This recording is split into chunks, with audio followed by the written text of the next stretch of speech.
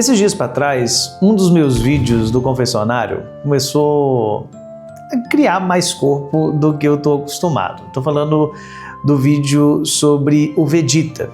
O Vegeta, se ele seria perdoado pelos seus feitos, mas principalmente perguntando se o Vegeta é um pecado gostar mais do Vegeta do que do Goku.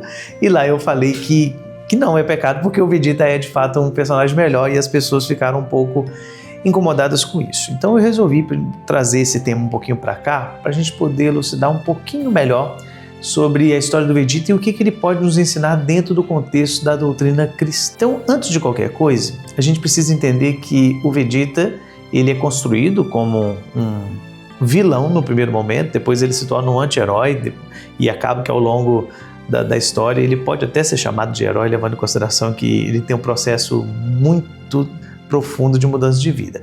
E é justamente nesse ponto que eu gostaria que a gente olhasse nessa reflexão. Conversão.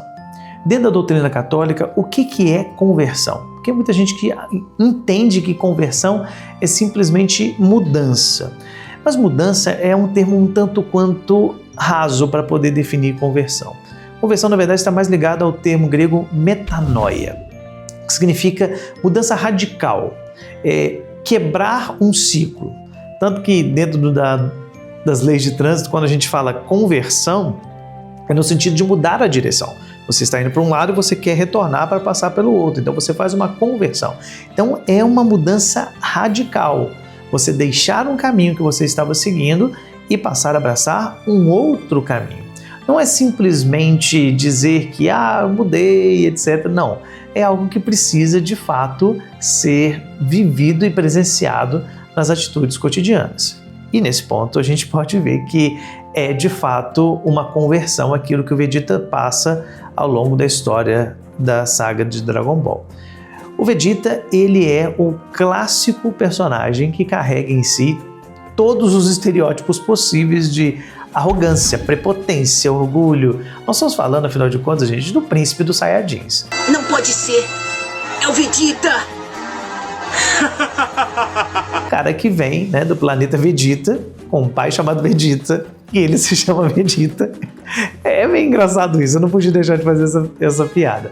Mas ele nasceu nesse contexto de ser considerado um grande guerreiro, de um planeta, de uma raça de guerreiros, e que de repente vê isso tudo sendo desmoronado, porque o planeta e o seu pai são destruídos pelo Freeza, mas ele continua mantendo a sua arrogância de ser um grande guerreiro.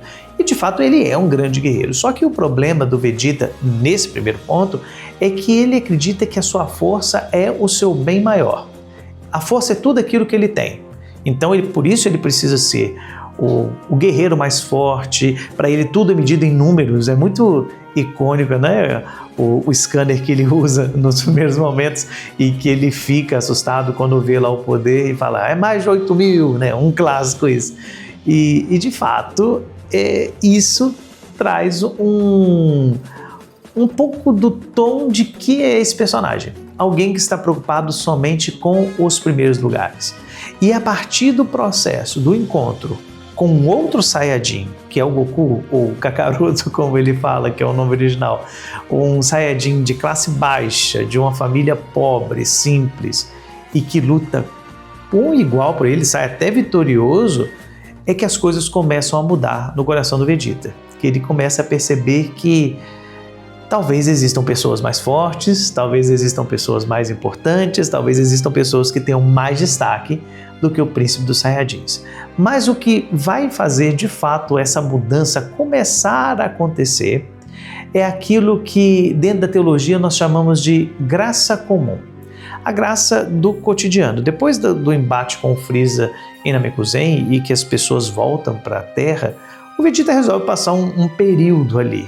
E ele acaba constituindo uma família com a Bulma, tem um filho que é o Trunks, e nessa convivência, aquela pessoa fechada, arredia, prepotente, ele passa a entender os sentimentos humanos, ele acaba sendo humanizado. Mas isso não é algo mágico, até porque a conversão não é algo mágico. Tem muitas pessoas que têm essa imagem de que a conversão acontece do dia para a noite, no estalo de dedos a pessoa muda de vida radicalmente. Pode ser até que aconteça, mas na verdade a conversão é um processo de conta-gotas, processual.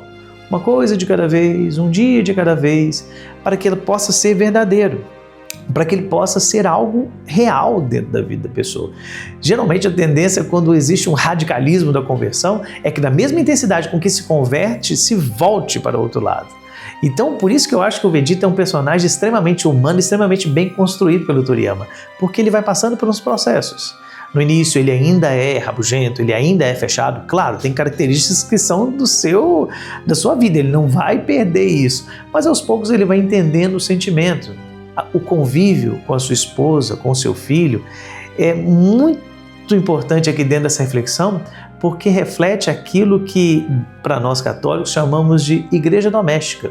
A nossa família é a nossa igreja doméstica. É no convívio com as pessoas que nós vamos amadurecendo, nós vamos nos transformando, nosso coração vai mudando aos poucos, para que assim a gente possa corresponder a esse amor que nós recebemos dentro da família. É por isso que o processo de conversão, sobretudo, acontece junto desse grupo familiar. O Vegeta não vai ser diferente. Devagarinho ele vai mudando, ele vai passando, ele vai se transformando, mas isso não o isenta do erro. E esse ponto é muito legal. Na saga do Majin Buu, que nós conhecemos muito bem, o Vegeta começa a achar que ele está manso demais. E eu relaxei, eu era um grande guerreiro, eu era alguém que as pessoas tinham medo, que as pessoas olhavam e tinham receio, era respeitado, e agora eu me tornei um mero humano, sendo que eu sou um príncipe dos Saiyajins. E ele vê ali a oportunidade junto do Babidi de despertar o mal novamente no seu coração. É uma característica muito própria de quem passa pelo processo de conversão. Às vezes querer voltar ao homem antigo. A conversão é, sobretudo, a mudança e abraçar uma vida nova. A vida com o ressuscitado, dentro do contexto cristão. A vida com Cristo, uma vida nova, real, que o Cristo nos oferece. Mas por vezes a gente pensa em voltar. Antes as coisas eram mais fáceis, antes eu podia fazer o que eu quisesse, as pessoas não se importavam, agora eu tenho um peso sobre as minhas costas, peso das normas da igreja, peso dos julgamentos, etc., porque você sempre cobrado. Então o Vegeta ele se encontra nesse lugar e ele vai realmente abraçar esse homem velho quando ele permite que o Babidi use ali desse poder para despertar algo mais forte no seu coração, para que ele possa enfrentar o Goku mais uma vez, talvez sair vitorioso, etc. Só que na verdade o coração convertido ele não vai ser destruído apenas nesse momento. Ele não vai ser tirado, ele pode até ficar adormecido um pouco, que é o que acontece com o Vegeta. Mas logo ele passa desse momento de fraqueza, que todos nós passamos, afinal de contas, apesar de nós nos convertermos, a conversão é um processo que ela vai continuar até o dia em que Nosso Senhor nos chamar. Enquanto esse dia não chega, nós estamos sujeitos à queda, ao fracasso, à falha, mas isso não quer dizer que nós vamos voltar para aquilo que éramos antes. O Vegeta, logo depois dessa pausa no seu processo de humanização, ele retorna e retorna de uma forma ainda mais sublime no amor. O sacrifício que ele faz em favor daquela situação de derrotar o Majin Buu não é um sacrifício para si. Não é mais um sacrifício no sentido de eu preciso mostrar que eu sou o mais forte, que eu sou o príncipe dos Saiyajins, que eu sou o mais poderoso do universo, que eu ganhei do Goku, etc. e vou ganhar de todos os outros personagens. Não. O sacrifício do Vegeta ali contra o Majin Buu é em favor da humanidade.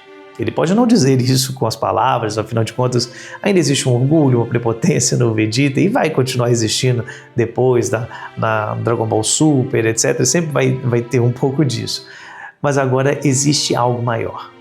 Existe o amor pelos amigos, existe o amor pela família, existe o amor pelo seu filho, tanto que ele despede do Trunks antes de fazer isso. E é justamente por amor que ele faz esse sacrifício, porque ninguém tem maior amor do que aquele que dá a vida pelo seu irmão. Já não diz a palavra de Deus. E ele é capaz de fazer isso por meio do seu sacrifício. Ali naquela cena bem forte, poderosa, né, que o anime traz para nós, nós vemos de fato um coração convertido. Alguém que não tem medo de ir até as últimas consequências para que outros possam ter vida e vida em plenitude. Quando a gente olha a vida dos santos, nós vamos ver que muitos vão viver justamente nessa realidade. São Paulo, por exemplo, ele era um perseguidor dos cristãos e depois desse processo de conversão, ele passa a ser anunciador. É alguém que tem essa capacidade de vencer um mal que antes existia dentro de si para viver algo em prol de um bem maior. E é bonito pensarmos nisso, porque muitas pessoas não entendem, mas o Vegeta fez isso, ele destruiu planetas, ele fez tantas outras coisas. E de fato, às vezes é difícil compreender como uma pessoa dessa forma pode se tornar alguém bom. Mas aí entra justamente a graça de Deus que nos alcança. Claro, nós estamos falando de um contexto fictício, de um anime. Mas quando a gente traz para a nossa vida, é preciso sempre lembrar, todos nós podemos alcançar a graça de Deus, a sua misericórdia, o seu perdão, mediante um arrependimento sincero. Um coração com intenção reta de mudança de vida, que não é só da boca para fora, mas que tem a capacidade e a coragem de mudar radicalmente de vida, ele também é perdoado. É aquilo que nós falamos no início do vídeo, metanoia, mudança radical, deixar para trás o homem velho e abraçar o homem novo de Deus. O Vegeta com certeza tem muitas coisas para nos ensinar. O processo de conversão deles é apenas um dos pontos para a nossa reflexão espiritual. Espero que tenham gostado desse vídeo. Deus abençoe e até a próxima.